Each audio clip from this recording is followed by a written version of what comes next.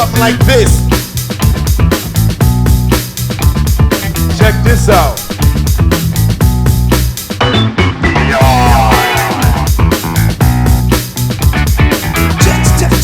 Check it out.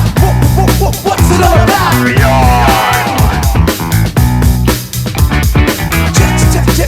Check it out. What's it all about?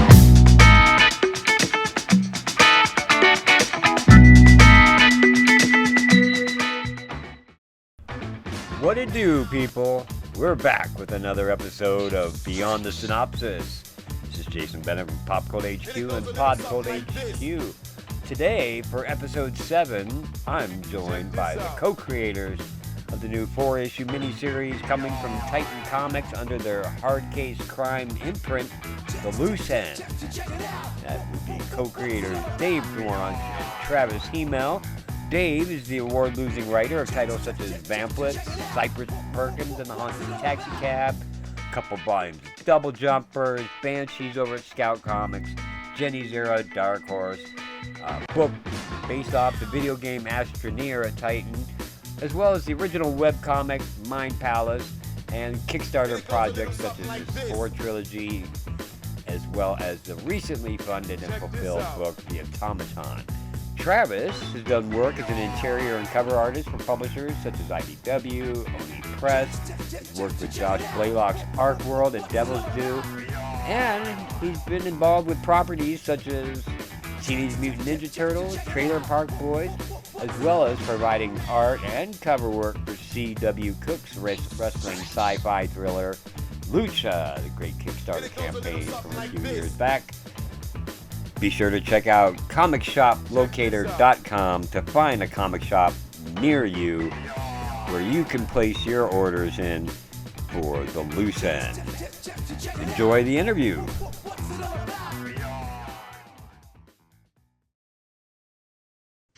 Okay, and here they are. I'm joined by the powerhouse duo bringing you The Loose End #1, which debuts February 19th from Titan Comics under their hard case crime imprint, Dave Dwonch and Travis Hymel. Travis, Dave, welcome. Thanks for having us. Yeah, we appreciate it. Talk comics with you guys, and I love this new title you got going on. I looked at the review copy. Hey, first thing while I'm thinking about it, with the review copy, it didn't have a credits page. It didn't have like a back cover page. It was just strictly the comic. Who's doing letter work on your book? That'd be me. I lettered all of my work. Yeah. I was thinking that it was you because I know you have lettering experience in some other work. So, but without the credits page, I didn't want to. I want to make sure that we, Dave's a show off. I love the way we do it, like on The Loose End, where a lot of it's loosey goosey because I know Travis, and then some stuff is very, very specific. But like lettering is like the final touch, and it becomes a comic when it's lettered. And so I like to get that one last little look at dialogue, tweak it according to what Travis, turned in for art. Like sometimes there's just like little things that Travis will do where I'm like, that's genius. I need to change that dialogue now. So yeah, it's really great. Travis is like, you're a liar. Yeah, you are a dirty liar. Like you should just see my head just. No, I want to play poker against you, Travis. Maybe we should bring back that other background.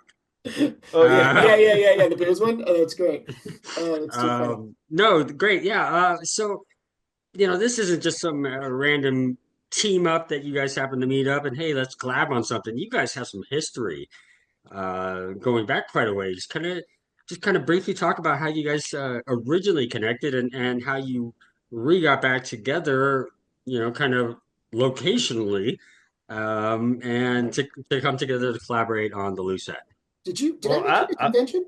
Yeah. So okay. the first time we met was at Alternative Press Expo in San Francisco when that was still going on. That was, I think, was it Reed Pop Dave who owned that at the time still? I don't even know, whoever. Dude. I know that like Dan Vado, who ran Slave Labor Graphics back in the day, owned it, and then I think he sold it, and then it went away like pretty quickly after that. Well, yeah, he sold it. This is very small industry talk, I guess, but like he had sold it, and like some like I think it was Reed Pop or somebody, or anyway, doesn't really matter. but they sold it back to Dan. But anyway, this was when it was still in San Francisco proper. And I had just probably been living in San Francisco for about like 3 months at that time and saw that the show was happening. I had a couple friends who I knew were going to be there and showing their portfolio. So I was bringing my portfolio. I had at that point really just some like a few published things that were just in some self-published anthologies that's me and a couple other creators kind of put stuff in. Anyway, I meet Dave and was showing him stuff on this comic, this creator-owned comic I was thinking of doing called Boogie Brigade, and it was about kids who fight boogie monsters at night. And Dave was very complimentary, very supportive because I didn't have a bad review or anything, but Dave was very welcoming, very nice. And I'm not just saying that because Dave's here right now, but I'm just saying that because that was so appreciated because it's really hard when you're trying to even do it as a hobby because that was more of a hobby for me at the time and it's good to have a little bit of like an attaboy here and there. But even after that, I still follow Dave. I think I even pitched Boogie Brigade to Action Lab, and I wasn't expecting it, but I got a personal email from Dave saying, "Hey, I remember this. I loved it then, love it now, but it's too similar to another work." Yeah. But Yeah. hey, stay in Okay. touch. Blah blah blah blah blah. He was nothing but nice, and I always will remember that. And then, funny enough, I think we were friends on Facebook, I think, Dave. And then I saw you'd moved to Colorado and reached out to you. This is like during COVID still, but I think that's what happened. Yeah, yeah, and I remember that like I was really, really like taken with your artwork at the time. It was like really like slick and cartoony, and you've changed a lot over the years. Your art's grown like so much. Not to say that that stuff wasn't like super strong for what it was, Yeah. but I like the kinetic aspect of it. Like everything felt like it had really good movement and weight, and I was like, eventually I want to work with him. And then like when I moved here, like literally, it's so funny, Travis. I haven't seen you in like a week and a half, 2 weeks because we've been traveling, Yeah. but we live like 10 minutes away from each other now. So like when it came up with when the loose end kind of came up and started like gestating in my brain, I'm like, I really want to work with someone that I could like go to coffee with, you know? And like I'm like, so Travis, you want to go get coffee? And I think that's how we started coming up with like financing, how we're gonna figure it It out. wasn't coffee, it was beer. Oh, okay. Well, that's what It, I call that's what I call coffee these days. yeah, a Yeah, coffee yeah. stout, Yeah, there sure. you go. Well, Colorado has different terminology, I guess. No, it was definitely. I was like, don't let Dave make it sound way more sophisticated than what it was. It was we met at a local brewery, and it started off with just catching up, and then it turned from like one beer to like maybe about three or four. Yeah, yeah. Uh, Don't ask us, Jason, what we call salad in Colorado. Okay, wink, wink. Like that's a whole thing too. Yeah, coffee and salad. You want to go get some, Travis? Let's go. Yeah, let's I get didn't. We're creative. just inventing slang here, I guess. Yeah, I love it. I love it. Hey, so your guys' new book, a nod to classic 90s crime drama films. There's a lot, there's really a lot to unpack in this first issue, which I was really surprised about. And it's falling under the hard case crime imprint, so you're gonna be alongside like Gun Honey and stuff like that, which is phenomenal. Um, Dave, you're really kind of telling this story about this guy who the screenwriter, Steven, and he's got alcohol issues, gambling problems. This guy's just down on his luck, getting evicted. I mean, this guy's just lost it, and he's just so down on his luck. I mean, financially, professionally, and even emotionally. But I can't help feel there's even more to it than that. That not just getting thrown into a situation that he's forced into, but it seems like there's going to be some kind of walk of self-discovery with who he is and who he wants to be, coming at the end of that. Is that something that we can look forward to seeing over the course of this series? I think that you nailed it on the head. I think that the ending will surprise you. I don't want to get too far into it, but a lot of the frustrations that like Stephen has in this book, it feels like it's that creative wall that we all hit. And I know Travis and I have talked about that too, where like you reach a point and you're like, shit, I can't give any more than I've given, and no one's responding to what I'm doing. And what do I do about that? And how far do I go to make myself a success in the industry that I've chosen. So like, yeah, it's a love letter to 90s stuff. I mean, like this first issue kind of sets the tone of the rest of the series, which then just kind of becomes this crazy, I don't want to say it's balls out action, but it's really intense. There's a lot of crazy stuff that goes on in this book, but it really is about a guy who he's basically put himself in a corner and he needs to get himself out of it, right? And he's got the mob breathing down his neck.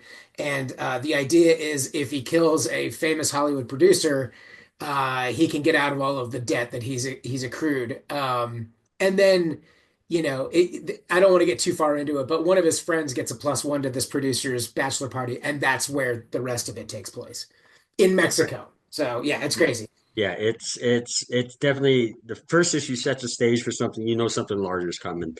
And Travis, I really enjoyed watching the visuals throughout this. I really enjoyed Oh, that. I thank mean, you. I started, I'm reading on a digital PDF, but I was pausing like at almost at every panel, and just something that really caught my eye in every panel was how you're able to capture either the mood or the essence of what's taking place just in that individual panel, and like you nail it, it jumps off at each panel, and it's very great as a reader to receive that kind of reaction from panel after panel and then page after page. Yeah, You seem like you have a lot of fun illustrating this. I Talk do. to us about And what it's like. I did have fun with this one. And one of the things I tried to pride myself in, I don't want to sound like pretentious, but it's like I really strive to be a really good storyteller. I not might not be like the best artist by any means, but I think I'm a really good storyteller visually with my comics. And this was, and Dave could probably attest to this. This was probably a lot of this whole work on the 4 issues of Lucen, I think really made me a better storyteller too, because I was constantly trying to figure out how to make it compelling, how to complement, because that's the whole thing. And also it's like to complement the script. Um, much like I'm almost like a cinematographer in a sense, working with the director, and I'm just trying to make sure I capture the right beats and the right tone each time. And I think not only does the story have to be clear, I think it has to be fun or compelling for the reader to keep flipping the page. And that's what I really try to make sure I keep in mind whenever I'm doing like any of the layouts or anything.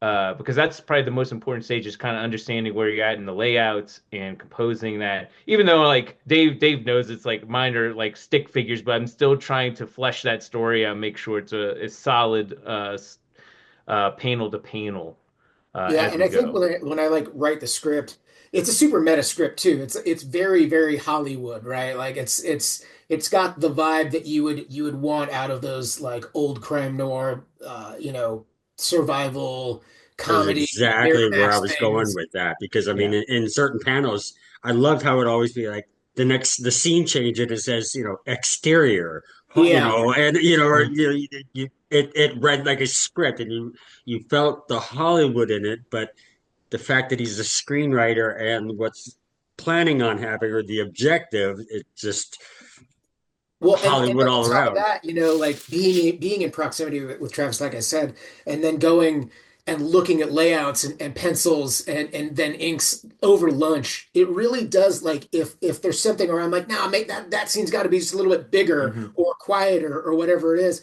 Like Travis and I have those conversations like on the fly, and so I think it really did make for like the best book that we could make. And your influences didn't hurt at all. Tell them like who you love. Like, dude, it totally Oh makes yeah. sense. Well, we were talking about because I was still I had a net if I draw like naturally, I have a cartoonier style. And sometimes to work you're asked to draw like in certain styles. And coming off of working on Arc World and the Trailer Park Boys comic, I was kind of going this semi-realism like Will Eisner, not Will Eisner, that's very cartoony, but like Dave Stevens and Adam He like looking at those guys, Frank Cho, like I was looking at those guys when I was doing that work, and when I came to Dave, I wanted to just keep trying something new. Because I still I feel like I'm trying to find a style, and I just want to keep trying new things. And one of the styles, a couple of the people we're talking about is Dave Mazzucchelli was number one because we kept referencing Batman Year Batman Year One, One, yeah. specifically Batman Year One and Daredevil Born Again. Okay. Two of my faves, two of my Yeah, absolute like world-changing favorite storylines, yeah. frankly. So I am doing a poor imitation of the inks in, in that, but I would also say Alex Toth was a big influence on that. Again, these are two good storytellers I'm kind of referencing.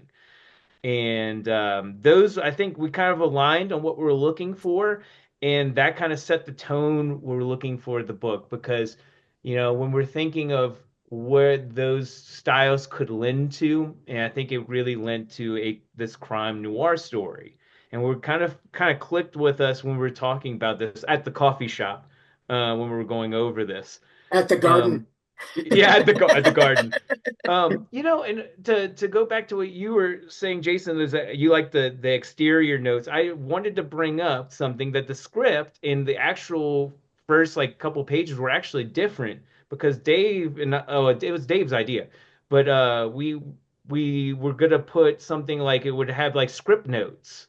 Dave, you talk more about that because Oh, that was okay. more your baby on that, like Yeah, yeah. the We were gonna go like super duper meta with it, and then we were like, that's a lot of words on the page, man. Like we got sometimes you just gotta let the art sing too, right? Like you you yeah. you got the gist with the captions being like script notes and whatnot. I felt like we were gonna go, and honestly, if we ever were to get a deluxe version, that would be a great challenge. But I think once we dropped the idea of script notes, it just became like streamlined storytelling that we were able to then put like get that twist ending at the end, which is coming, and I don't want to ruin too much of it, but No. it's yeah, it's pretty fun at the end there, and it Well, and does. I picked that up right from the beginning that I read it because the first thing you see is the captions. It's in, first person. Steven telling what's going on. Then the next thing it flips to a different font, say 3 days later, and then 2 days Yeah, later, then yeah, yesterday, and then just how all that kind of played in there. I thought that. Oh, and then of course with the exterior casino 1 a.m. yeah, Um, yeah. that happened a couple times. That really just you put enough of the Hollywood stamp on there Yeah, and a lot to of a lot of the writing, for me, big fan of Quentin Tarantino's early stuff, and a lot of those storylines are told out of sequence, right? And then it all kind of jibes together, and that's sort of the vibe we wanted to throw right in that first issue. Just get you right into it. You may be a little like, where the fuck is this going? But by the end of the first issue, you're like, oh, I know exactly where this is going now, and it's gonna be wild, you know? yeah, yeah. No, it picked up great. But I think it was about halfway through the book. And it's like, okay, that's how we got to here. And let's move forward. Yeah. Let's talk about covers. Because you mentioned Tarantino. I know Robert Hack's doing some homage Yeah. variants for you Awesome. guys. Yeah. I know Tyler, you doing some covers. I know the one for issue one, the C cover with the in a headlock with the pliers, and Yeah. I've already got issue ones and twos already pre-ordered at Things from Another World. But the first issue from Claudia on issue two, the main cover for issue Yeah. two. I thought that was like Glenn Fabry, or I didn't know when I first saw just a first glimpse. I was just impressed, Well, and and it's just like like, yep, her work add is to like cart, she's add to cart, really add to cart. she's been doing like gun hunting stuff, and it's like all hot chicks, and like our story is like a total bro fest. And so it was like when they offered her up to us, we were like, maybe not. Like, I don't know if this is gonna work for us. And then she started turning in covers, and we were like, okay, yeah, that works for us. That's So good. now did Yeah. Titan work with you to bring cover artists to for the Yeah. loose end? Because I recognize the names with Claudia, with Robert, Kit Wallace. I think does Yeah, a those are D like cover. all like very Titan they're Titan cover artists. But we were able to offer up a handful of other artists, and Okay. like Travis doing like all of the other variant covers, and then we brought in Chris Burnham, who he's Oh. He's the genius. He's fantastic. I He's a think I lot of saw fun. on one of your Instagrams or something or like when you get a cover page from the at the Burma. Yeah, yeah, I he's a buddy of mine, and you know, I can't afford him on interiors. He's expensive, and he's expensive on covers. But he was one that we brought in, and it looks cool. like his cover. Well, we know it's going to be for issue 4, and it looks like it's going to be the cover for the trade paperback, but we're not quite Yeah. sure yet. We just have to make sure that's Yeah. true. His Okay. style lends really well to I think what the story is and my style for that book. It kind of goes really well. And I think that's gonna be the fourth issue A cover when that comes out. And I think that's really gonna be probably among all the covers is one of my favorites that's Oh come out. yeah, No yeah. offense to any of the other artists Yeah. involved. That's probably gonna be one of my favorites. Yeah, I think Uh, Chris's like just his art style lends to the entire vibe of it, right? I think like Claudia does a really great job of giving you that like very noir mood. But there are many, many. I mean, I oh, almost want to Andy say, and Andy Belanger. I forgot. I didn't mean Yeah. to not mention yeah, him, but and he does. Hack is killing it. Hack is like those Yeah. those movie poster covers are awesome, like so Yeah, I've Yeah, the rad. seen the Fear and two. I've seen the Loathing. two. The Fear and Loathing for next issue, and then the Yeah. Reservoir Dogs this one. Yeah, there's one coming for the fourth issue that's a Home Alone homage, and it's fantastic. It's so cool. Did you get that in your Okay. inbox, Travis? Did you get to see that yet?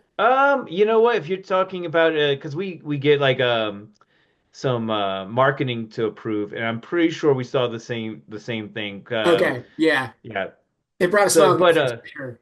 yeah, and it gets me kind of excited, and Titan has done a great job getting a lot of press release and marketing material for this. And I really appreciate that because I also this marketing material that we get to see, we get to approve, so I get to kind of see the covers. So sometimes I think we have gotten approvals, but I don't think I saw anything for the fourth cover from Oh, yeah, yeah. yeah, I don't think we saw Hack's like the last cover from him. Yeah, it's so rad. I'm excited. I like this book. We were thinking like when I was talking to the president over there, the editor in chief at Titan, we were thinking this could be a really good graphic novel, and then we were like really on the fence. Do we do issues or don't we do issues? And what really got us, uh, or what we convinced ourselves of, was we had to see all of these movie homage posters, and so like Yeah. seeing them come to life is like it's awesome. And I think the series is going to surprise people a lot because I don't think there's a lot of books like this out in the market. I know that there's a lot of crime, but it's also like funny, like really funny. And like Mhm. Trav, the way you've like conveyed the relationships through your art, the action that you put on the page, like I don't think I've ever written action like this, and I don't think I've ever seen it the action that I've written translated as well as what you're doing here, dude. It's so Yeah. rad. It's awesome. Well, and that's a good thing because I guess we're going to be just patting each other on the back this interview because that's the good thing of being able to work close with Dave is because if you usually I'll take a step back. Usually when I have like a lot of projects, it's all through email. Sometimes there might be a phone call, maybe like 90% of the time, it's mostly just going through an email. And sometimes if you have an idea or you want to convey something, I think it's much better to do it in person, especially because like, I don't want to feel like I'm taking away anything on the script, There's especially no if like ambiguity. yeah. I don't want to think Dave to think like it's like, oh, I really don't understand what he has in writing. It's like, no, what can we do? Like I mentioned earlier about complimenting. It's like, how can we make this complement this better in the action parts? Because there was a few fight scenes, and Dave is very generous at some parts because he was like, let's talk. Even in the script, it's like, let's talk this one over. I think there was in issue 3 and part of 4, mainly 4 was this because we had basically after like page 10 or 12 in issue 4, I remember specifically being like, let's talk all this out and then Yeah, in you person. can tell I'm hungry when I write notes like that. I'm like, so we're getting lunch tomorrow, right? And then we usually Yeah, yeah. and then we talk it out. We really do. It's great. Nice, nice. No, it's good having that relationship where you guys can collaborate so closely and really get the vision out there in your books. Hey, now with 2025 con season's already upon us. Big surprise. Ooh, And Yes. Travis and I were just talking off camera with Fan Expo New Orleans that they just had. yeah. Do you guys have any planned appearances or signings in conjunction with the release? Maybe something locally, or We're I know working. Hellbrain's going to be up in Emerald City, but I know that's like a week and a half before issue two drops. So I don't know. Do you have any kind of promotions going on with that? Yeah, Well, yeah. we're working. Oh, sorry, Dave. You Oh, no, go. no, you go ahead. You go ahead. I was just saying, we still need to work out the details, but in terms of us together, there's when the book comes out, we're trying to do a planning a signing at a local store out here called Time Warp in Boulder. And I think we're still working out the times and the actual date of when we're going to do it. Yeah, But and that's then the we only also one have I know.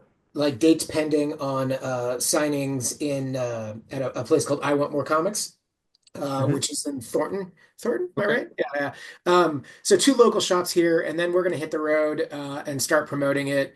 But a lot of local shows that we're going to be at. There's a like a classic toy and comic show called Retromania that we're doing, and that's in January, and then May, and then we'll both That's probably. this coming weekend, isn't it? It is. It Yes. is. Yeah. Yeah. 25th Um, or something? yeah. So As we I won't look at have the my book calendar, there, yes. but we'll have the book at the next one, and then Fan Expo, Denver, and we're probably both gonna be bumming around San Diego Comic Con and just hanging Okay. out. So Yeah, we're working on that still. Like, I still need to figure that out if I'm going.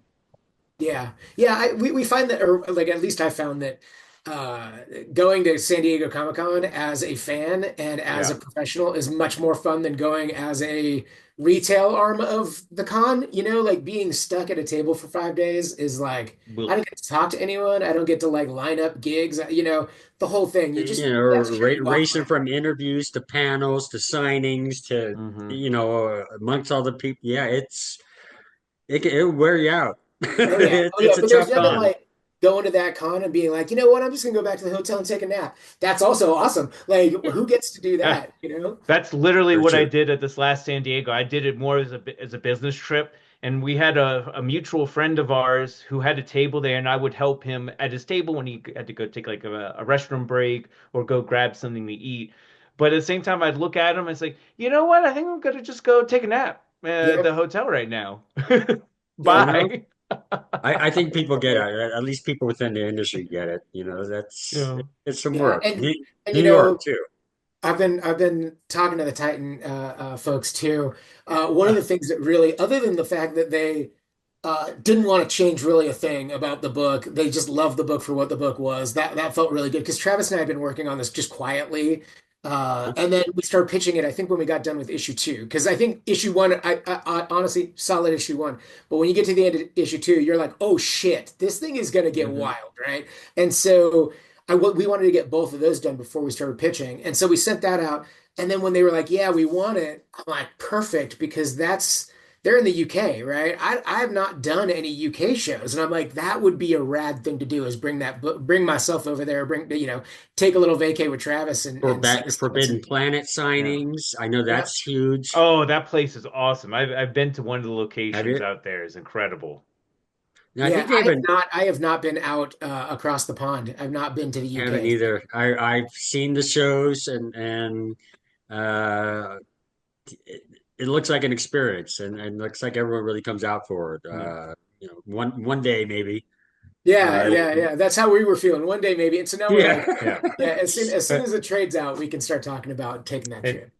and what the one thing I was trying to grab off panel because of course I wasn't ready. I was gonna say for the Retro Mania show, we don't have like, or actually up until any other appearance that we do before February 19th, we don't have anything. But Dave and I, Ah, we were talking and we had this cool bookmark slash movie These logos. ticket. There you go. Yeah. nice. I Um, saw those on Instagram too. Well, yeah. they're So rad. They're people rad find because me. I still have some. they're actually People like find. I have like 20 left, but they're actually like movie stubs. Like They're you can, perforated, so you can. yeah, you could take this and then be like admit one to the show and then give it to your retailer and then order the book. So it's pretty Yeah. cool. Oh, Really, They have really. all the nice. diamond codes on it. Yeah, I think that's the thing too, is like we've been in comics for hella long, but we haven't lost that like DIY, got to get it done kind of feeling about comic books. Like Sure. the Yeah. minute you sit on your laurels in this industry is the minute that people forget where you are and who you are and what you've done, and Yeah. it's like. Now I feel like I've slowed it down a little bit. I'm like maybe one or two books a year. It used to be like I'm gonna do 5 books a year, and now I'm like, you know, tell one story really, really well. Don't tell five ones Yeah. okay, you know? Well, Sure. me and Dave will have a bunch of ideas too. Like the movie ticket actually was that spawned from idea that he did for his book The Automaton, which I'm sure he'll talk about in a second. But like he had a same ticket with the perforation at the bottom. I was like, can we do a movie ticket? Like that would be so cool. And we had all these ideas, and Titan really hasn't like shot us down, like which I'm surprised. But Yeah. like we wanted to like, we would be like, oh man, like we'll look at each other like can we do like these Ashkins and do a special cover? Because we had like a bunch of ideas. Actually, the original version of my cover for the issue one, you mentioned it had the guy, and it's Steven in the In the headlock. headlock with the Yeah. pliers. Originally, it was gonna be a lot bloodier, and it was just gonna be a pair of hands with a nail getting ripped off. Ooh. Kind of It like sounds nail worse. biter covers. Yeah, Yeah. Yeah. it sounds worse singing it out loud, actually. But Yeah. I wonder why they it's shot us down. yeah, I was like, actually, that makes 100% why they said no. But they were like, oh, we're really unsure about it. The editors were saying this, and they took a look, and sure enough, the editors thought it was too bloody. But at the same time, we're like, can we just do like a bag? Like we should do a poly bag variant. We of course, that's not something they probably would never want to do, but who Yeah. Yeah. knows? But yeah, You know, the hustle continues. Marvel's having success with the red band poly bags, and so I'm sure Yeah. there's some interest. They're Yeah, sending me but sending definitely that. got to Yeah. keep the merch. Hey, if you make a shirt that just has that sign on Steven's vision board that says "Stop sucking," if you just put that on Yeah. a shirt, I'll buy it. That's I awesome. mean, that's going to be on. I'm going to start a vision board, and that's going to be the first thing on mine.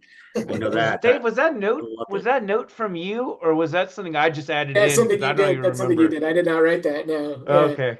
That's I didn't awesome. want to take it because it's like I must Well, stop and it's sucking. so early in the book. I'm like, oh wow, this is this guy's life. Okay. Yeah. Well, I'm glad that came across because like it's really hard to write characters that are that like at rock bottom, and still feel like you're talking to your audience at that point. It's like I I hate movies where you've got like downtrodden like deadbeat characters. Like I can't watch Leaving Las Vegas. I just can't. It's a fucking bummer. So like Sure.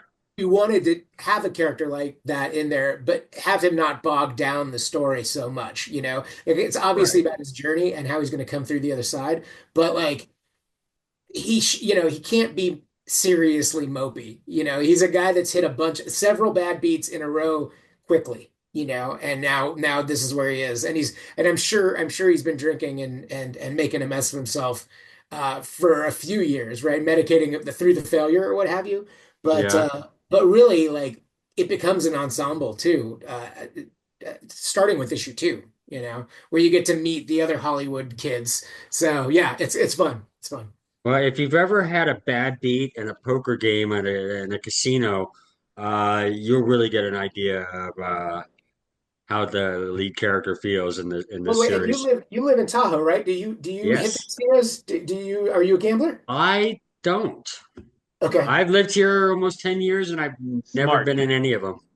smart. Smart. Yeah, I hate losing money. Who It's yeah, like I I know. understand I the know. thrill, I don't even do the but it's like if you California lose, lotteries or anything. yeah. I used to play poker a lot. I started playing poker at 18 when I lived in Gig Harbor, Washington. Across in Tacoma, they had a bowling alley that had a poker room, and you could be 18 to play. And they had a quarter table, 25, 50, 75, a dollar, and spend that all. sounds like a really like a lot of fun. That if you feel like you're getting confident at that price bracket, you could really fuck yourself because Well, you could you go just right into a it $25 taught you table about and the be like game. You dead. could play for cheap and just learn the game, learn how people play, watch people, and it was all in my family. Both my sister and my dad were casino dealers up at Harvey's, and I think Horizon when that was still around. So we've always had that in us, but you know, I know I know how odds work, and I Yeah. know where, where I'll be on that. A couple days of that and I'll be, you know, getting my fingernails ripped off and uh Well, you my know, general rule is if a table's a $25 minimum and a 50 max entry bet, I like to say, okay, you got to bring at least 10 to 20 times that to the table, and you have to understand that that money is no longer yours, it's on the table. So if you yeah, come with $500 to a you casino, cannot like think that's about already losing the money. I've already given it to them. So then if I'm like Yeah, if I've doubled or tripled my money, I feel like I can walk away or pocket it and then start with the 500 again. And if I lose that, then I've pocketed my money and that's that, right, right? So, but a lot of people wouldn't do that. And Steven definitely wouldn't do that. Steven's the kind of guy that drinks so much that his judgment's impaired and then he gets cavalier and shit goes right. wrong. Then you start, yeah. That's one of the things they tell poker players not to do. Don't drink while Yeah. you're playing, Yeah. Yeah. because you're gonna lose, you're gonna lose your edge. And Yeah. And uh if you can't afford to lose $500, you shouldn't be playing. no, That's just don't it. don't go there if you're like, well, Yeah. hey, maybe if I win, then I can have rent money. No, Right. you'll Yeah. lose. You'll definitely lose. It's It's fucking all right. man, It's it just sounds like just like being a comic book creator. You got to go all in, and that's an acceptable loss to create something that people may or may not like, or you may or may not make your money back. So your investment is in the experience of it, and I feel like that's comics a lot of the time. I mean, you're Yeah. probably different, Trav, because you're like a working stiff. For me, Well, comics are still like oddly a hobby. yeah. I kind of I oddly can relate comics to a lot of things, and one of the usual things I relate to is wrestling. But like in the poker setting, I actually can relate it to like grinding out and just like you just keep playing and playing and waiting to finally get that hit Get that big hand. and yeah, get the right hand and that's how I feel like. I feel like you just have to kind of ride out stuff. As horrible as it sounds, you have to ride it out in the industry. And I kind of understand in a sense of probably what the Steven is going through because he's not successful like his friend. And I can kind of relate to that. I have friends who are in the industry as well, and I see them doing great stuff. I'm happy for them, but probably like Steven, I could probably feel bitter, and my sense of self worth is plummeting. So I can relate to that. So I could. There's a weird parallel there. And it can all happen within one card. You turn a full Yeah. house, you turn the nuts, and then someone hits quads on the river. Right. And Yeah. see, and that's the thing So too. it's It's like like, just uh, in one card, the landscape changes everything. yeah, yeah. And like honestly, like you said at grinding, like I said a little earlier, like I used to feel like I had to put out 5 books a year, and now I'm like I could do one because you know, uh, if you focus on the one and you put your heart into it, then it's going to pay off dividends, whether that be monetarily or like well reviewed, right? Like a well reviewed book doesn't necessarily mean it's a success, right? And vice versa. Like a book that wins a ton of awards or a book that makes a ton of money may not make any awards, right? Like or get any Sure. awards. I don't know if Spawn ever got any awards. I have no idea, but that thing sold a shit ton of books when it came out. So yeah, it's one or the other, and it's really how you feel, what you feel success should be for your own life, right? It's not for us to tell you what success is. For me, success is like putting something down on paper and having a vision and then seeing it come to life. And I think that like the last 2 books that I did with the automaton and the loose end, like those are like two of the best books I've ever made. Whether they Yeah. make money or not, I could still be like, it's still the best books I ever made, you I know? did get a little bit of hints. There were a couple moments where I felt a little bit of Infinite Seven in this book. Just I started seeing kind of the action thriller kind of.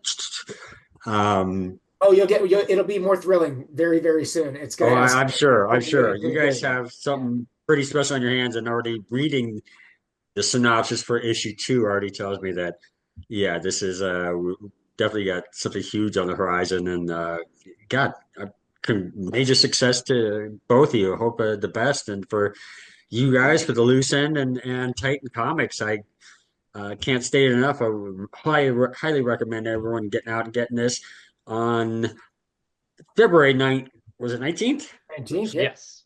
Oh, 1 second there. Okay, yeah. Coming out on February 19th, the Loose End #1, 4 different covers by Andy Belanger.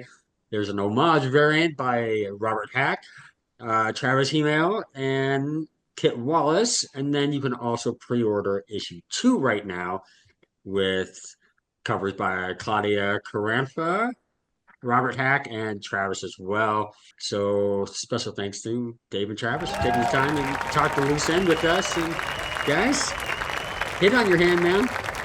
Good. Thank Thank you. you so much. Appreciate that.